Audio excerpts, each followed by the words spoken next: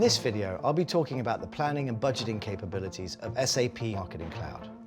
There's a lot of detailed stuff here, but it really sets us apart. So for those of you used to complex spreadsheets, this is a whole new way of doing things. Let's get straight into it.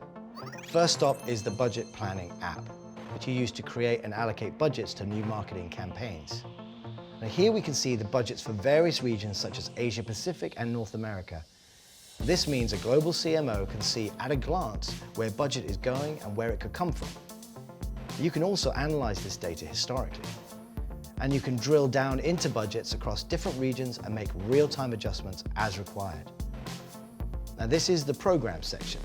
It shows individual campaigns that make up a specific marketing program, like a new product launch. It's invaluable because it allows the CMO to oversee the whole program. While here, the marketing experts can plan campaign spend in detail. Native integration with finance and procurement processes means that you have a real-time overview of your actual budget status. With SAP Marketing Cloud, you can quickly plan, execute, and measure your marketing campaigns and programs. Its powerful visual tools make key data a pleasure to share and discuss. Check out our other demos to see more ways SAP can help you understand your customers and respond to their behavior in real time to give them what they want when they want it.